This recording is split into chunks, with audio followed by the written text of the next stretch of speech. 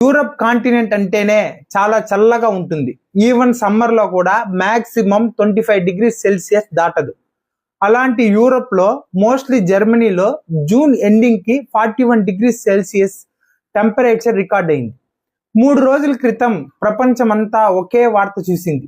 జర్మనీలో roads melt అవుతున్నాయి, tram tracks bend అయ్యాయి, ట్రైన్ సర్వీసెస్ నిలిచిపోయాయి. యూరోప్ లో రికార్డ్ హీట్ వేవ్ అనేది నమోదైంది. ఈ వార్తలన్నీ కూడా సోషల్ మీడియా నుంచి న్యూస్ ఛానల్స్ వరకు ఎక్కడ చూసినా కనిపించాయి. కానీ ఈ రోజు యూరోప్ లో పరిస్థితి ఎలా ఉందో మనం ఇప్పుడు ఈ వీడియోలో తెలుసుకోబోతున్నాం.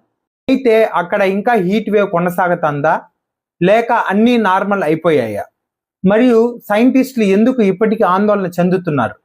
ఈ రోజు మొదటి నుంచి చివరి వరకు ఈ హీట్ వేవ్ వెనుక ఉన్న అసలు కథ తెలుసుకుందాం. ప్రస్తుతం నేటికి జర్మనీతో పాటు యూరోప్ లో కొన్ని ప్రాంతాల్లో రెయిన్, థండర్ స్టార్మ్ ప్రారంభమయ్యాయి. టెంపరేచర్ కొద్దిగా తగ్గుతోంది.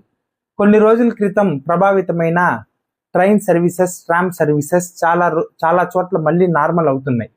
ప్రజలు కూడా మెల్లగా తమ రోజు వారి జీవితానికి తిరిగి వస్తున్నారు. కానీ ఈ కథ ఇక్కడితో ముగియలేదు. కొద్ది వారాల క్రితం జరిగిన సంఘటన యూరప్ మొత్తాన్ని కుదిపేసింది. జూన్ చివరి వారం యూరప్ ఒక్కసారిగా ఒక రికార్డ్ బ్రేకింగ్ హీట్ వేవ్ తో చిక్కుకుంది. Germany, France, Italy, Spain, Belgium, UK వంటి దేశాల్లో టెంపరేచర్ 40 degrees దాటింది. కొన్ని ప్రాంతాల్లో అయితే 41 కూడా నమోదైంది. కొన్ని రోడ్స్ పై యాస్ప్లాట్ వేడితో సాఫ్ట్ అయిపోయింది. అక్కడ రోడ్స్ యాస్ప్లాష్ అనే పదార్థంతో తయారు చేయడం వల్ల వేడికి సాఫ్ట్ అయి కరిగిపోయింది. యూరోప్ చాలా చల్ల ప్రదేశం కాబట్టి వాళ్ళు దేశానికి తగిన రోడ్స్ కి వాటర్ ప్రూఫింగ్ కోసం ఈ మెటీరియల్ ని, అలాగే త్వరగా మెల్ట్ అవడానికి కోసం ఈ మెటీరియల్ ని యూజ్ చేస్తున్నారు. కొన్ని ట్రామ్ ట్రాక్స్ హీట్ వల్ల ఎక్స్పాండ్ అయ్యి స్లైట్ గా బెండ్ అయ్యాయి.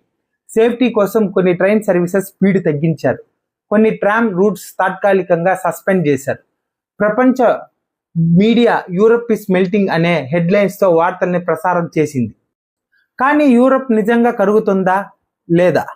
మొత్తం రోడ్స్ కరగలేదు, కానీ అధిక ఉష్ణోగ్రత వల్ల యాస్ప్లాష్ డ్యామేజ్ అయ్యింది. స్టీల్ రైల్స్ ఎక్స్పాండ్ అయ్యాయి. ఈ సమయంలో యూరోప్ లో ఏసీ సేల్స్ ఒక్కసారిగా బూమ్ అయ్యాయి. చాలా మంది మొదటిసారి ఎయిర్ కండిషన్ కొనుగోలు చేశారు. సైంటిస్ట్ ప్రకారం ఈ హీట్ వేవ్ కి 3 ప్రధాన కారణాలు ఉన్నాయి. మొదటిది వచ్చి హీట్ డోమ్.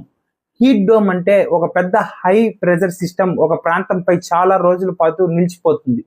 దీనివల్ల వేడి గాలి బయటికి వెళ్ళదు, చల్లని గాలి లోపలికి రాదు. ఒక ప్రెషర్ కుక్కర్ లో హీట్ ఎలా బంధించబడుతుందో అలాగే